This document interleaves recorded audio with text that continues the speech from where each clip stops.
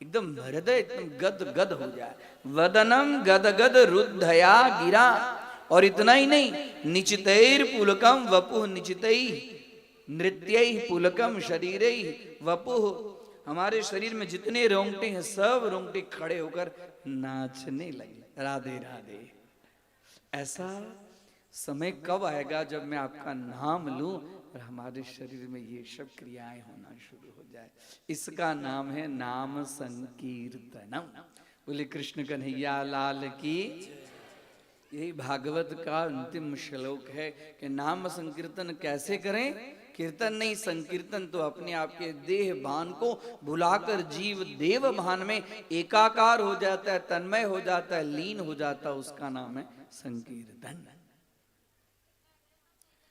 परीक्षित वसुदेव महाराज को कहते हैं आपने तो इतनी सुंदर सुंदर कथाएं की, अब आप बार बार भगवान का दीन वत्सल नाम लेते हैं। कुछ इस तरह से आपने तो अभी तक बताया नहीं है कि भगवान ने दीनों के ऊपर में, दुखियों के ऊपर में कैसे कृपा की।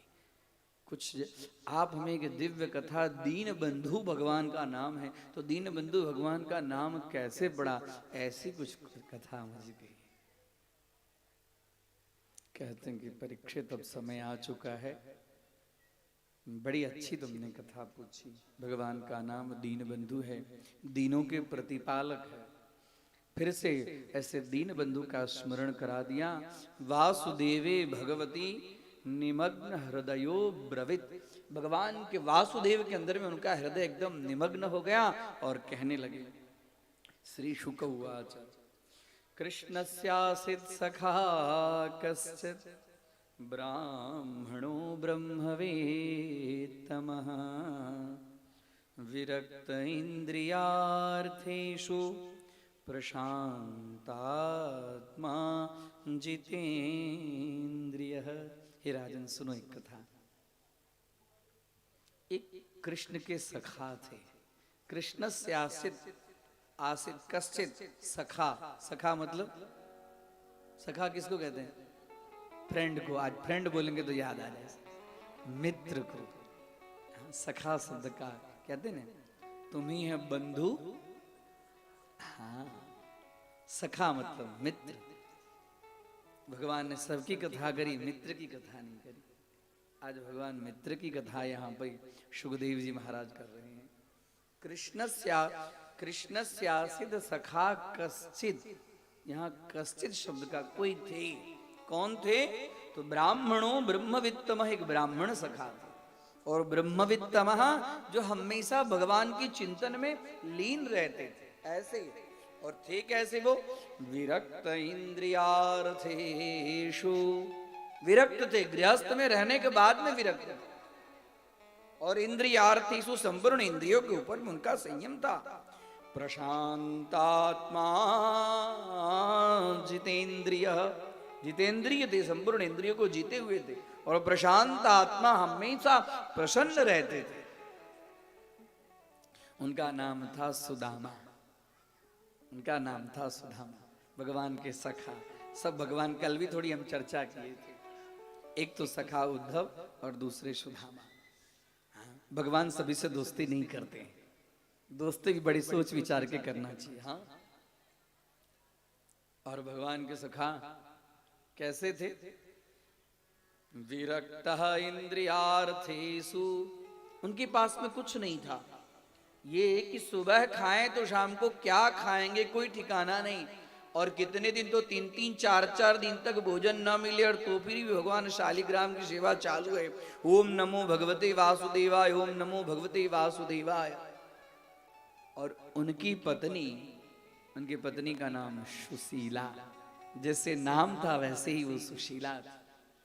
भागवत के अंदर में सुदामा के लिए दरिद्र शब्द का प्रयोग नहीं किया गया है, उनके पत्नी के लिए दरिद्र शब्द का प्रयोग किया गया। बोले राधे राधे। कारण कि सुदामा को कोई धन की अभिलाषा नहीं थी। सुदामा को भोजन मिले न मिले, ब्राह्मणों ब्रह्मवित्तमः प्रशांत आत्मा, अत्यंत शांत थे। कुछ मिले न मिले, जो मिले उसी में खुश। जीवन में जब तक संतोष नहीं है तब तक धन का कोई अंत नहीं। कितना भी धन आए, कितना भी धन आए, धन कमाने के लिए कोई अल्प विराम होता है कि इतना धन आ जाएगा, 2-5 करोड़ आ जाएंगे उसके बाद बंद कर देंगे? आता है ऐसा? हाँ, गोधन, गजधन, वाजी धन और रतन धन खान, जब आए संतोष धन तब धन धूरी समा। जब तक व्यक्ति के जीवन में संतोष नहीं होता है तब तक चाहे कितना भी धन हो उसको शांति नहीं मिलती है। और यदि उसके पास में संतोष है और कुछ धन नहीं भी है तो फिर भी वो शांत है। हाँ? जब आए संतोष धन, संतोष को यहां पर धन शब्द के साथ में संबंध दिया है। व्यक्ति को हमेशा संतुष्ट रहना चाहिए, जो मिला उसी में संतोष। अब उसका अंत है कि इतना, हम वही जिसका अंत नहीं है, ये तो है मेरे पास इतना धन और हम धन के लिए हमेशा लोलुप रहे, उसका है कहीं पर विराम? नहीं है विराम। भगवान ने जो दिया उसी में प्रसन्न रहो। ये इच्छाओं का कोई अंत नहीं, कोई अंत नहीं। एक ही व्यक्ति को संपूर्ण भूमंडल का राजा बना दे और उससे पूछे कि तेरी और कोई इच्छा है तो जरूर बताएगा कि पूरा भूमंडल का राजा तो बना दिए, लेकिन स्वर्ग के अंदर में जो कल्प वृक्ष है वो मेरे बगीचे में आता तो अच्छा लगता। राधे राधे, हाँ बोलिए राधे राधे। इच्छाओं का अंत नहीं। हमारे ये सुदामा जी को कोई अंदर एकदम संतोष, प्रशांत आत्मा, जो है जैसे है जाहि विधि राखे राम, बस।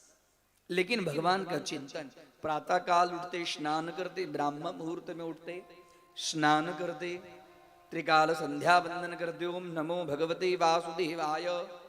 हाँ, प्रातः काल उठने से, जप करने से पूरा दिन अच्छा होता है, इसके लिए ब्राह्मण मुहूर्त में उठना चाहिए। ब्राह्मण मुहूर्त में उठने से घर में दरिद्रता चली जाती है। हाँ, ऐसा हम कथा में आए तो ये सब चीज सीखें कि हमें ब्राह्मण मुहूर्त में उठना है। अभी तो क्या होता है कि अलार्म लगा दिए, नींद लगी रहती है, अलार्म को बंद कर देती, फिर सो जाते। बोले राधे राधे। हाँ? नींद भगवान एक बार संकेत जरूर देते हैं। ब्राह्मण मुहूर्त में एक बार नींद खुलता है कि नहीं खुलता है? बोलिए एकदम हृदय पे हाथ लगाकर मन से बोलिए, खुलता है कि नहीं खुलता है? जगते हैं कि नहीं जगते हैं? जग जाते हैं आप लोग? जग जाते हैं ब्राह्मण मुहूर्त में, जग जाते हैं। क्या बात है, राधे राधे। हाँ, आसनसोल की बात अलग है, अभी तो आनंद नगर में देखे। हाँ? उसके बाद में जब नींद खुलती है ना तो उसके बाद अलार्म बंद हो जाते हैं। जगने के लिए अलार्म नहीं, सोने के लिए अलार्म बंद कर दिया। अलार्म लगाते तो है जगने के लिए, जग भी जाते हैं, उसके बाद फिर से अलार्म बंद करके। हाँ? लगता है कि अभी बच्चे को तैयार करने में 15 मिनट बाकी है, थोड़ी आनंद ले ले। राधे राधे। ब्राह्मण मुहूर्त में उठकर तप करना चाहिए। ब्राह्मण मुहूर्त का ऐसा सुंदर समय होता है, करके देखिए ना, पूरा जीवन बदल जाएगा, पूरा जीवन बदल। जिस चीज की कामना आपकी होगी भगवान सब कामना आपका पूर्ण करेंगे। प्रशांत आत्मा जितेंद्रिय, जितेंद्रिय थे, संपूर्ण इंद्रियों के ऊपर में वश। कोई सुख सुविधा की लालसा नहीं, गाड़ी हो जाए, बंगला हो जाए, मैं भगवान का स्मरण करता हूँ, भगवान हम पर हमारे ऊपर में इतना मैं भजन कीर्तन करता हूँ तो फिर भी दया नहीं करते। कोई शिकायत नहीं, कोई शिकायत कभी नहीं। भगवान से ये शिकायत नहीं करना कि मेरे पास धन नहीं है, इसके लिए मैं जरा माला करूं, जप करूं, पूजा पाठ करूं तो भगवान मुझे धन दे। नहीं, भगवान तो सर्वांतर्यामी है। परिस्थिति लेकिन इस सुशीला के मन में था, सुशीला के मन में था। छोटे छोटे बच्चे हैं, थोड़ा कुछ रहता भगवान की दया से। एक दिन सुशीला के उनके बगल वाले कहे कि अरे तुम्हें मालूम नहीं, तुम्हारे पतिदेव जो द्वारिकाधीश है ना, उनके साथ में पढ़ते थे, उनके मित्र। बोले अच्छा, द्वारिकाधीश उनके मित्र? तो हाँ, तुम अपने पतिदेव को मनाओ, जाओ, बोलो एक बार द्वारिकाधीश जाएं। यदि एक बार द्वारिकाधीश से मिलने जाएंगे ना तो भगवान कृपा से तुम्हारा घर गृहस्थी अच्छे ढंग से चलने लगेगा। देखिए, भगवान कृष्ण सुदामा के सखा है, कभी ये नहीं, सुशीला को ये नहीं बताए कि इतने बड़े राजाधिराज, हाँ, परब्रह्म मेरी सखा है। आज हमारे पास में कोई ML MP आता है तो हम जल्दी से उसका परिचय कराने लगते हैं कि हमारे ये दोस्त हैं। हाँ, हम इनके साथ में हमारा फोटो है फेसबुक पे, व्हाट्सएप पे। हाँ, इनको हम पहचानते हैं, ये हमारे साथ में उठते बैठते हैं, पता नहीं वो कब के एक बार मिले होंगे कि नहीं मिले होंगे, उसका पोस्ट बराबर चलता रहता, राधे राधे। हाँ? लेकिन सुदामा ने ये नहीं कहा कि हमारे सखा है। कहती हैं सुशीला, अरे एक बात आपसे पूछूं? बोलो देवी। ननु ब्रह्मन् भगवतः सखा साक्षात् श्रियापति। श्रियापति अर्थात लक्ष्मीपति आपके सखा हैं, आपके मित्र हैं, ऐसा मुझे सुनने में आया। ननु ब्रह्मन् भगवतः सखा मित्र साक्षात श्रियपति, वो श्रीपति आपके मित्र हैं? हाँ देवी मेरे मित्र हैं। अरे रे रे, तो आपको कभी भी ये इच्छा नहीं हुई कि मैं अपने मित्र के पास में जाके एक बार मिलूं तो सही? बोले हाँ देवी इच्छा तो हुई, लेकिन क्या करूं, चल अब तू कहती है तो ना मिलने जाओ। अभी तक ये नहीं कि मैं जाऊंगा, हमेशा ब्रह्म चिंतन में लगे रहते, दुनिया की बात में मजा ही नहीं, दुनिया के बात में पढ़ना ही नहीं है। इसके लिए उनके लिए विरक्त शब्द का प्रयोग, हमेशा ब्रह्म चिंतन में लगे रहते। आज पत्नी ने याद दिलाया कि हाँ मेरे मित्र हैं द्वारिकाधीश, अब जाते जरा उनसे मिल आते हैं। हाँ देवी तुमने याद कराया। देखिए हमेशा पत्नी को भगवान के प्रति अपने पति को भेजना चाहिए। राधे राधे। यदि पतिदेव नहीं जाए तो जल्दी से उनको तैयार करके उनके हिसाब से बोले जाइए आप जल्दी से जाके आएंगे तो आपके मन पसंद में नाश्ता बना के रखूंगी। राधे राधे।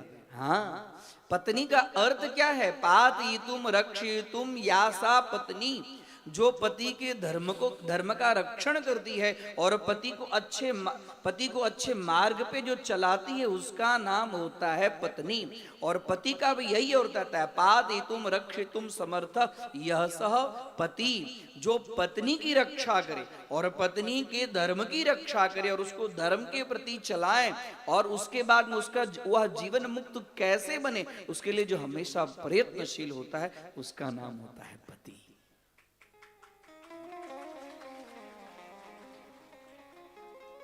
आज तो कहते हैं कि अच्छे अच्छे थिएटर में ले ही नहीं जाते। राधे राधे। मॉल में जाना है, थिएटर में जाना है, कहां कहां नहीं जाना है, मुझे मालूम है आसनसोल में क्या क्या होता है। राधे राधे।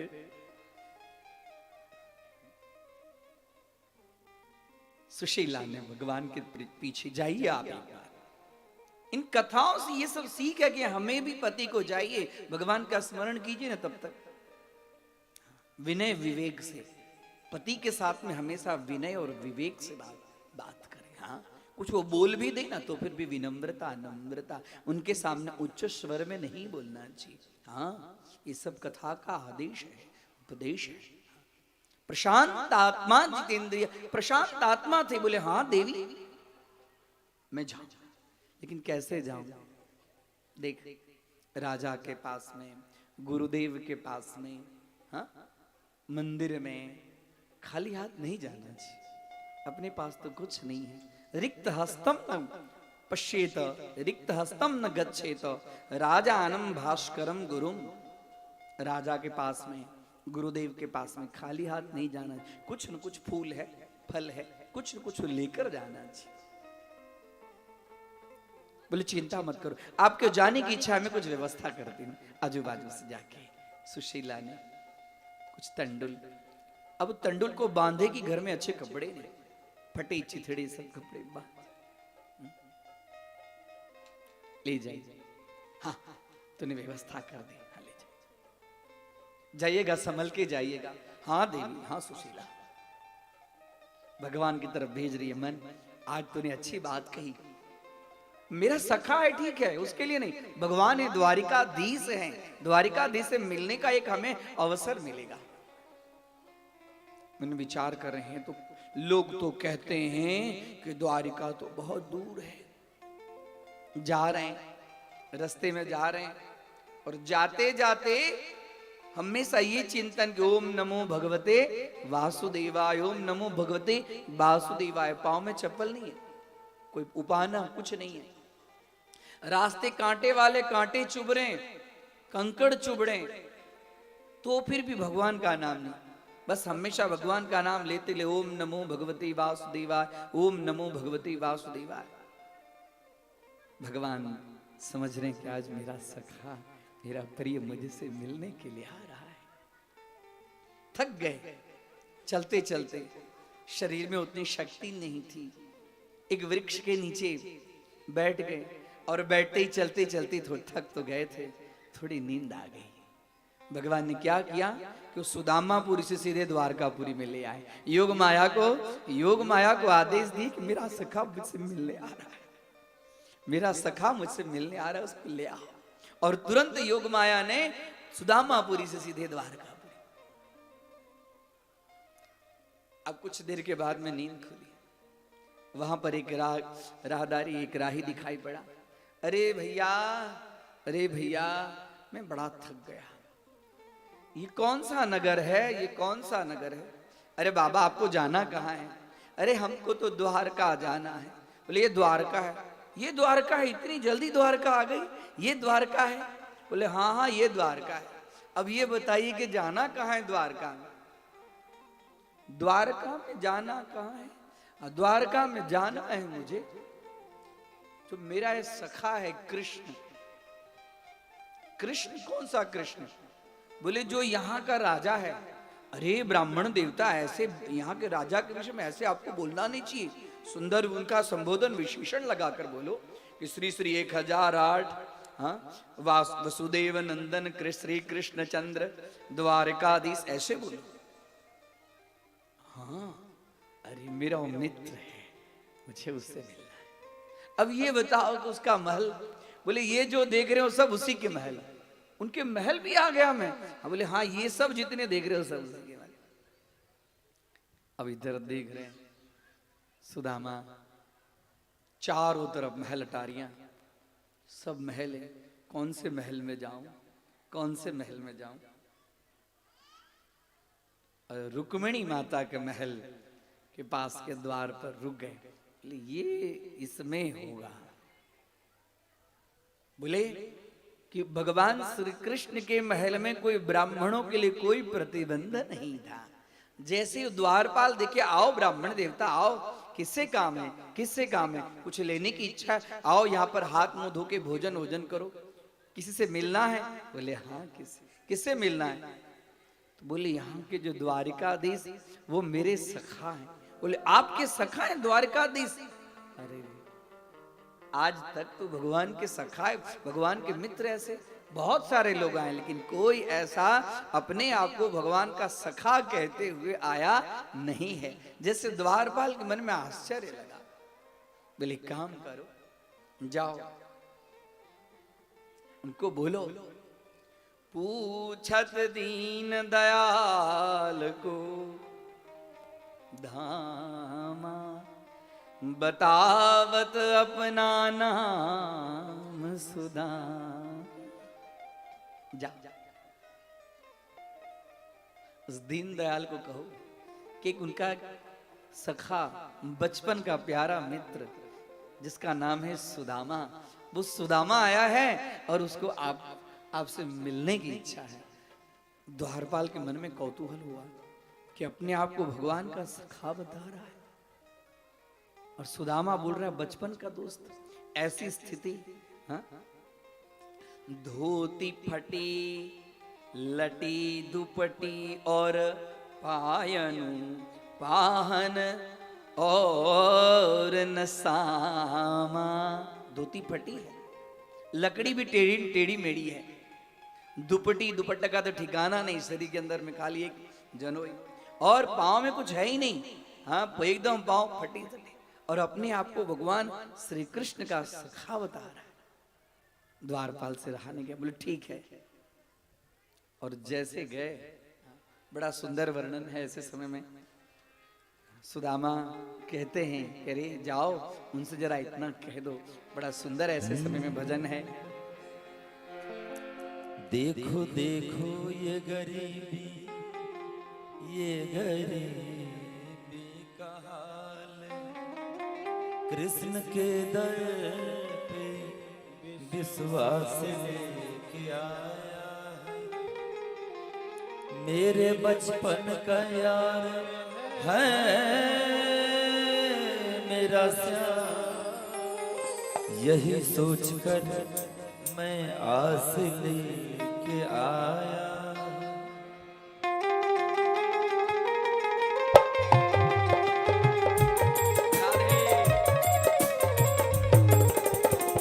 अरे द्वारपालो कन्हैया से कह दो, अरे द्वारपालो कन्हैया से कह दो कि दर पे सुदामा गरीब आ गया है, कि दर पे सुदामा गरीब आ गया। हाँ भटकते भटकते न जाने कहाँ से, भटकते भटकते न जाने कहाँ से तुम्हारे महल के करीब आ गया है, तुम्हारे महल के करीब आ गया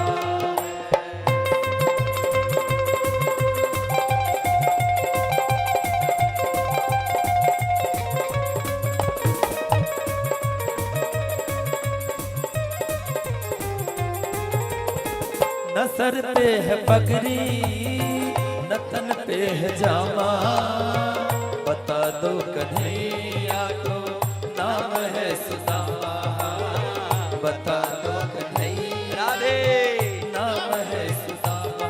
हो न सर पे है पगड़ी न तन पे है जामा, बता दो कन्हैया को नाम है सुदामा, बता दो कन्हैया राधे नाम है सुदामा। न सर पे है पगड़ी न तन पे है जामा, बता दो कन्हैया को नाम है सुदामा। हो न सर पे है पगड़ी न तन पे है जामा, बता दो कन्हैया को नाम है सुदामा, बता दो कन्हैया को नाम है सुदामा। तुम एक बार मोहन से जाकर के कह दो, तुम एक बार मोहन से जाकर के कह दो कि मिलने सखावत नसीब आ गया है, कि मिलने सखावत नसीब आ गया है।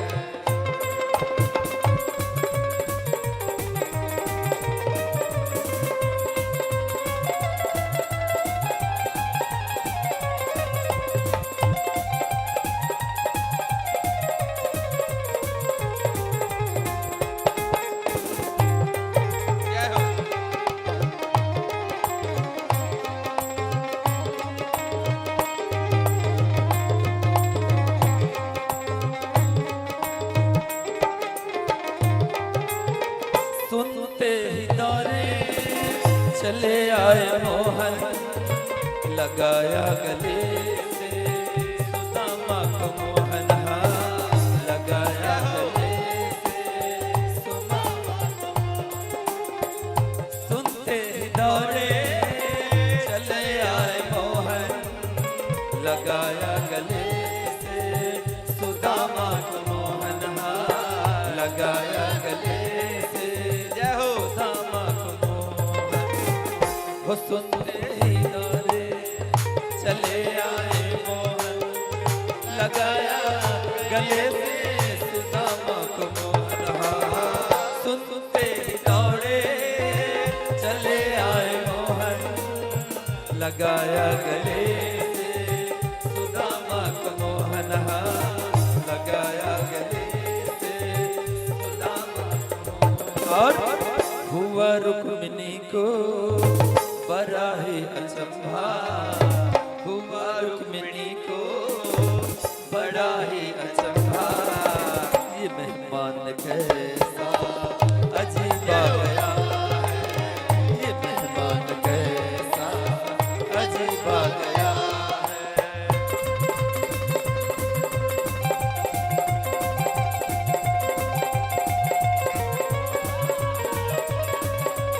राधे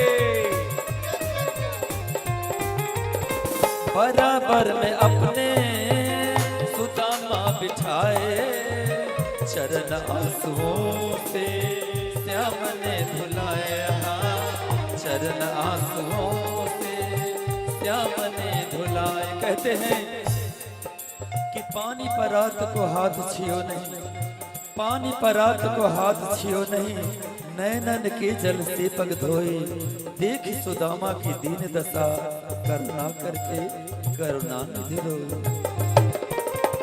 बराबर में अपने सुदामा बिठाए, चरण आंसुओं से श्याम ने धुलाए, चरण आंसुओं से श्याम ने धुलाए। और न घबरा प्यारे जरा तुम सुदामा, न घबरा प्यारे जरा तुम सुदामा, खुशी का समा तेरे करीब आ गया है, खुशी का समा तेरे करीब आ गया है, खुशी का समा तेरे करीब आ गया है, खुशी का समा तेरे करीब आ गया है, खुशी का समा तेरे करीब आ गया है, खुशी का समा तेरे करीब आ गया।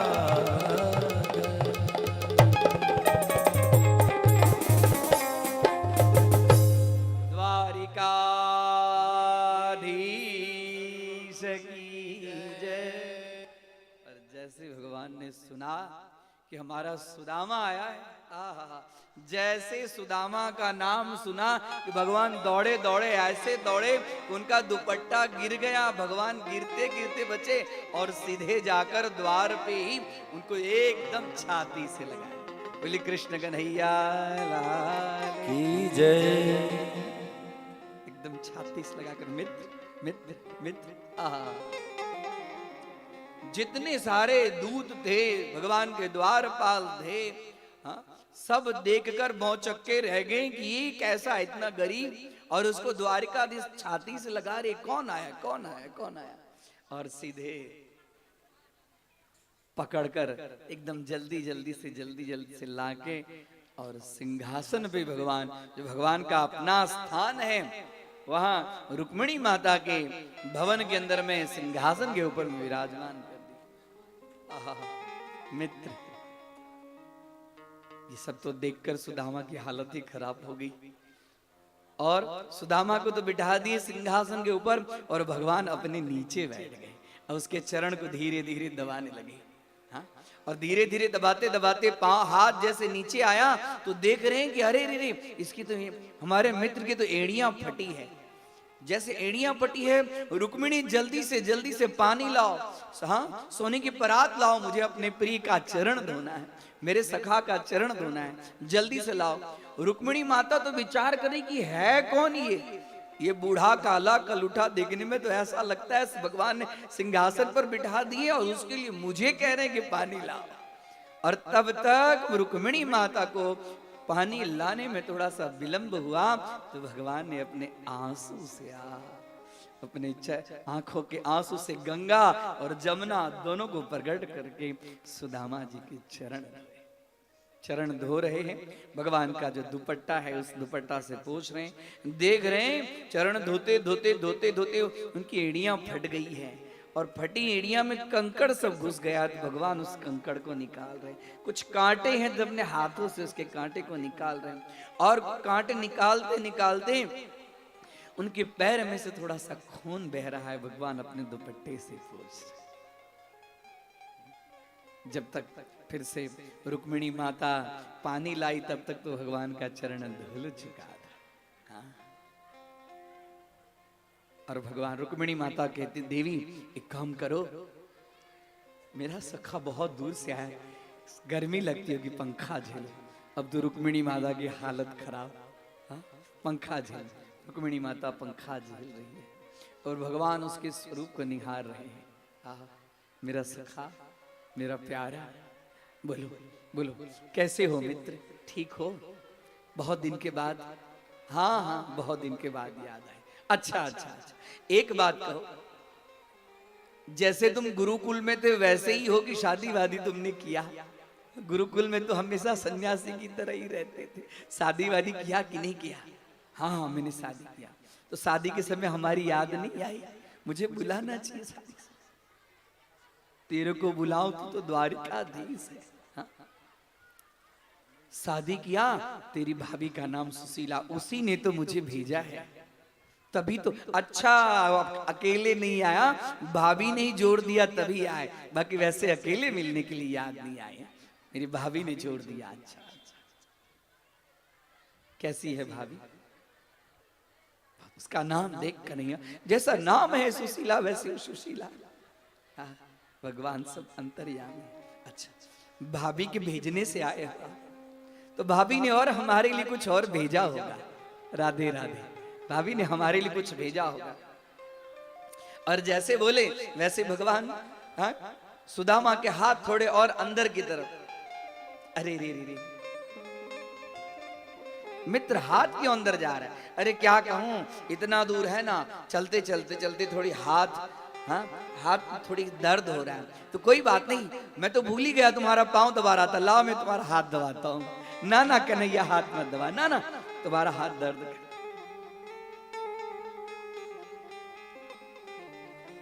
मेरी भाभी ने मेरे लिए कुछ नहीं भेजा, कुछ नहीं भेजा। भगवान कहते हैं सुदामा तुम्हारी गुरुकुल वाली आदत अभी भी गई नहीं है। हा? उस समय भी तुम मुझे मना करते थे। बोले क्या, कौन सी गुरुकुल वाली आदत की बात तू कर रहा है? याद है जब अपने यज्ञ के लिए लकड़ी लेने गए थे, उसमें बहुत जोर से बारिश हुई। हाँ हाँ मुझे याद आया, मुझे याद आया, बहुत जोर से बारिश हो रही थी ना, तो अपने पेड़ के नीचे छुपे, फिर ऊपर गए तो वो डाली पे था, मैं ऊपर वाली डाली पे था। हाँ याद आया, उस समय ठंड के मारे तेरे दांत कटकटा रहे थे। बस अब छोड़ ना गुरुकुल की बात। राधे राधे। भगवान सुदामा सब समझ रहे हैं, बोले छोड़ नहीं गुरुकुल की बात बदल दी। अब बता कि तुम्हारी शादी हुई। अरे छोड़ो मेरी बात, अब आए और बात करते हैं। मेरी शादी हुई, हम सारी बात करेंगे तुमसे। मेरी भाभी कैसी है? और जैसे भाभी का स्मरण किए फिर से, बोले कि अभी भी तुमको वो आदत गई नहीं है। और धीरे धीरे सीधे भगवान ने हाथ जोर से, अरे क्या करता है, क्या करता है? अरे मेरी भाभी ने, मुझे कुछ लग रहा है, कुछ है तुम्हारे हाथ में मित्र। और झट दे वो पोटली। वो पोटली कितने तो जगह से फटी चिथड़ी लगी हुई, और उसमें थोड़ा सा तंडुल। झट से भगवान ने तंडुल निकाला और एक मुट्ठी लिया, सीधे मुंह में डाल दिया। कृष्ण कन्हैया लाल की जय। जैसे ही एक मुट्ठी डाल दिए, अब तो ये देख रही थी रुक्मिणी माता ने भगवान का हाथ पकड़ा। हे भगवान, ये आप क्या कर रहे हो? मुझे मालूम है, आपने एक मुट्ठी सुदामा का तंडुल दे ग्रहण कर लिया, मतलब संपूर्ण एक लोक की संपत्ति सुदामा को दे दिया। रुक्मिणी माता ने इसके लिए हाथ रोका। ये आए हैं, वो संत आए हैं, और संत के घर में आए हुए प्रसादी को अकेले नहीं खाना चाहिए नाथ। ये प्रसादी हमें भी दीजिए, आप अकेले अकेले क्यों खा रहे? और हाथ रोकने का ये भी तात्पर्य था, हे भगवान ये कच्चे चावल हैं, खाएंगे तो आपको पेट में दर्द होगा। हाथ रोकने का ये भी तात्पर्य है कि एक लोग की तो संपत्ति दे दी आपने, अब दूसरे लोग की भी संपत्ति दे देंगे, तो ये तो सुदामा है, क्या हम भी सुदामा बन जाएंगे? राधे राधे। इस तरह से रुक्मिणी माता ने, भगवान समझ गए। रुक्मिणी माता को इशारे में इशारा,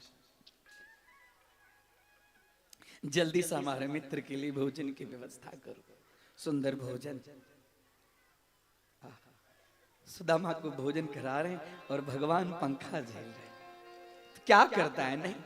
नहीं मित्र, देखिए भगवान समझते हैं इसको मेरे प्रति कोई ममत्व नहीं, कोई लालसा नहीं, कोई स्वार्थ से नहीं, हमेशा मेरा चिंतन करता रहता है। और उसके बाद में वर्णन मिलता है कि एकदम जैसे भोजन करने के बाद में रुई का जो गद्दा जैसे होता है, रुई सदृश कोमल गद्दा, उस गद्दे पे जैसे सुदामा लेटे कि एकदम नीचे गिरने की स्थिति में आ गए। आज तक तो सुदामा ऐसे लेटी नहीं थी और भगवान के चरण दबा रहे हैं। बहुत सुंदर वर्णन मिलता है। जितना राधा रोई रोई कान्हा के लिए, एक बार जोरदार जयकारे होना चाहिए। बोल श्यामले सरकार की। अरे जितना राधा रोई रोई कान्हा के लिए, कन्हैया उतना रोया रोया सुदामा के लिए। कन्हैया उतना रोया रोया सुदामा के लिए। जितना राधा रोई रोई कान्हा के लिए, जितना राधा रोई रोई कान्हा के लिए, कन्हैया उतना रोया रोया सुदामा के लिए। कन्हैया उतना रोया रोया सुदामा के लिए।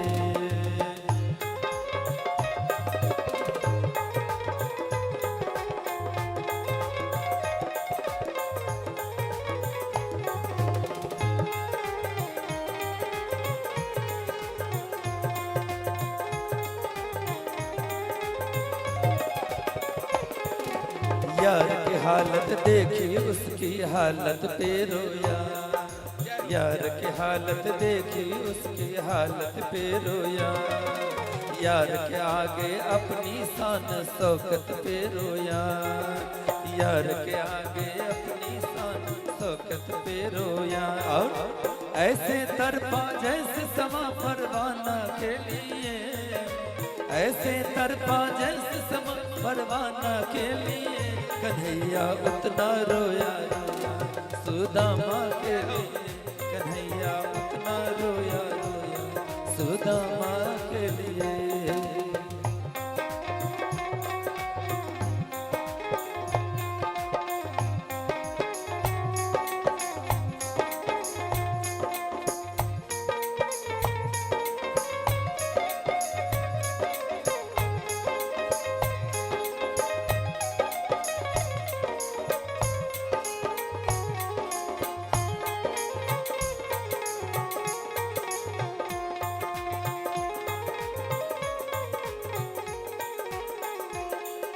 यार को लगा कलेजे बात भर भर के रोया।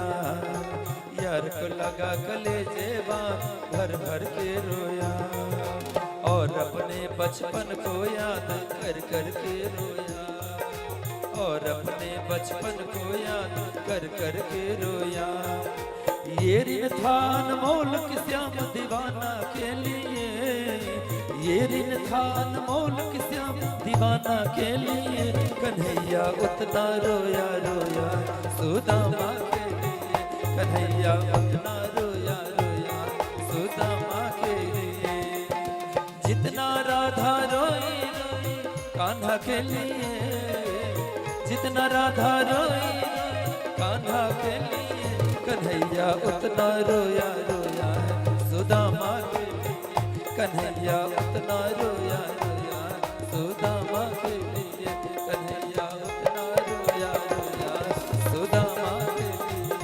कन्हैया उतना रोया रोया सुदामा के लिए। कन्हैया उतना रोया रोया सुदामा के लिए। कन्हैया उतना रोया रोया सुदामा के लिए। कृष्ण कन्हैया।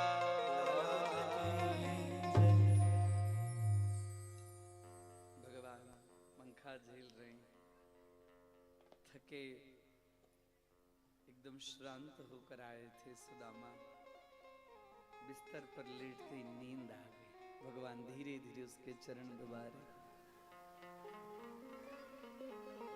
भगवान को सब ज्ञात है। देखिए भगवान अपने भक्त की सखा की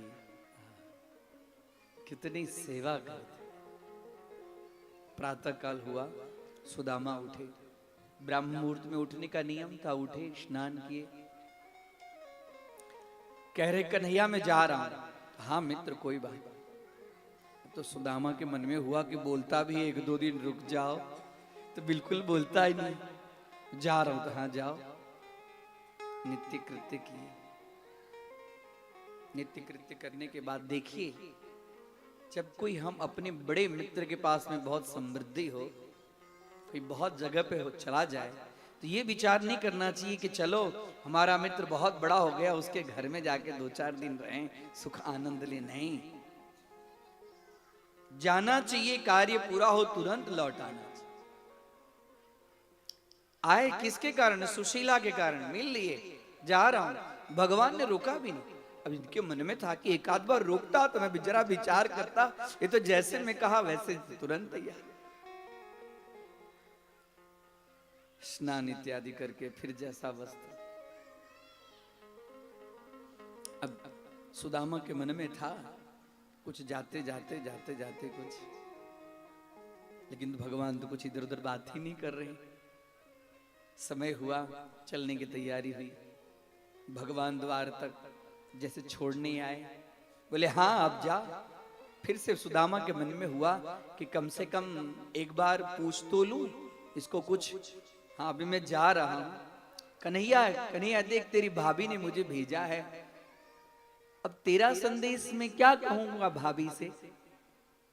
सुदामा के मन में हुआ कि भाभी की थोड़ी चर्चा करेंगे, थोड़ी कुछ न कुछ कहेगा।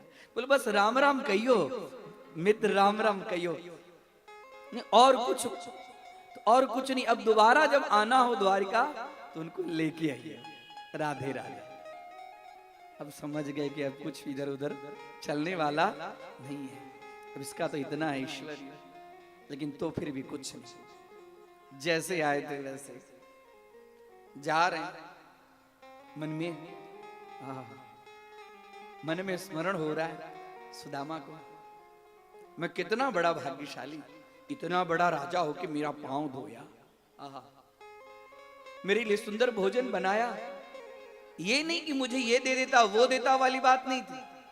तकलीफ थी मन में, तकलीफ धनहीन के समान जगत के अंदर में धनहीन से बड़ा दुख और कोई नहीं होता है। समाज में है तो समाज में धनहीन की शोभा नहीं होती है।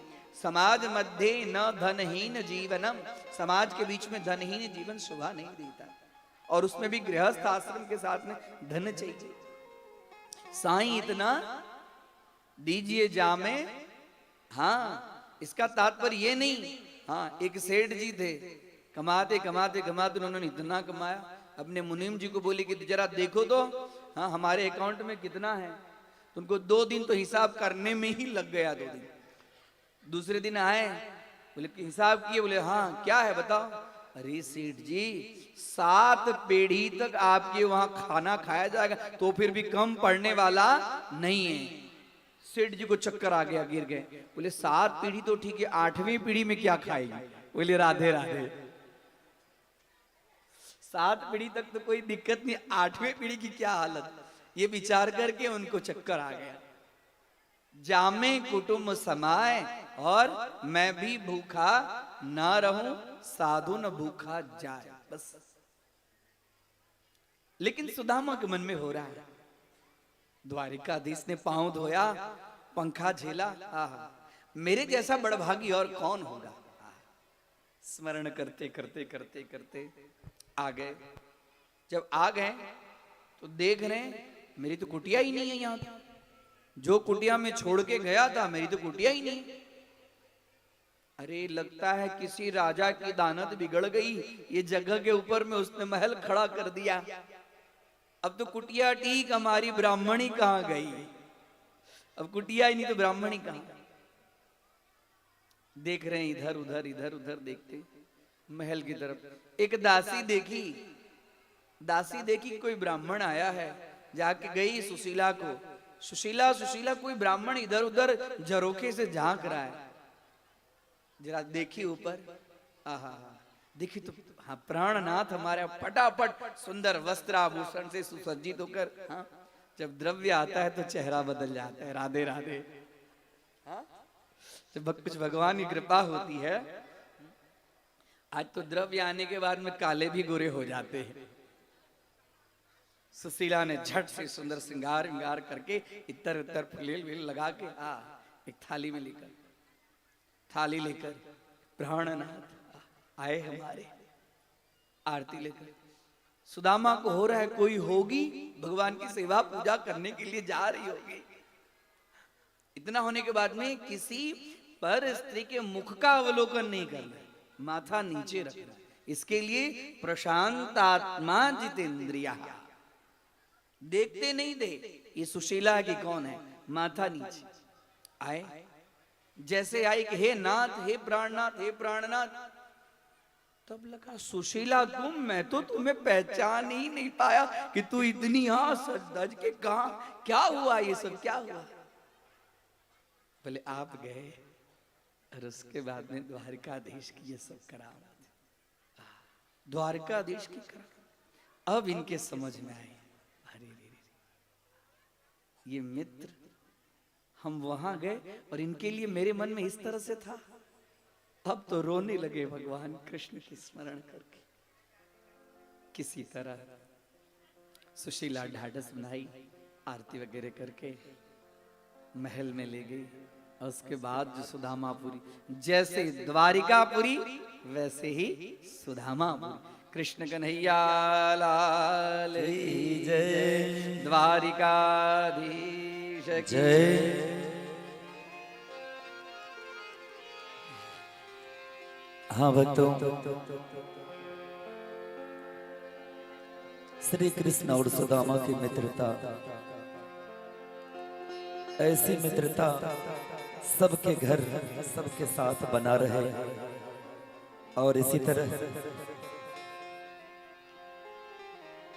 कुछ लोग जाते हैं भगवान के दरबार में, बहुत कुछ मांगते हैं। आइए देखिए ये बहना क्या मांगती है।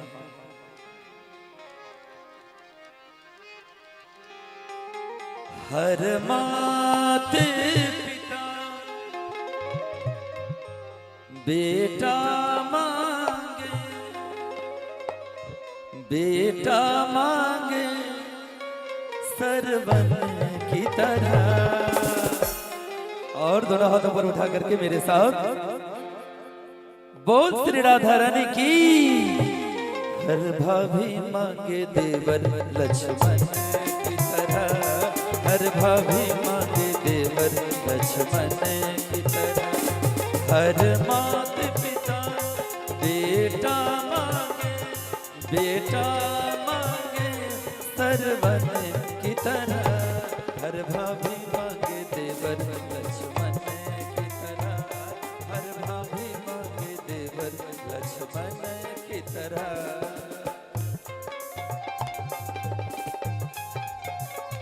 बोल श्री राधा रानी की जय हो।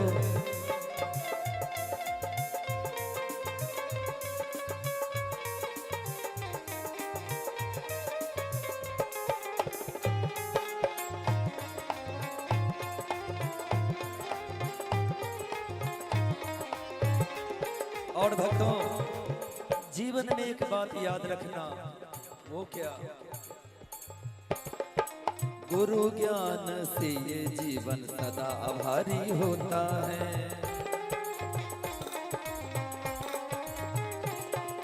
सच्चा शिष्य गुरु की खातिर आज्ञाकारी होता है।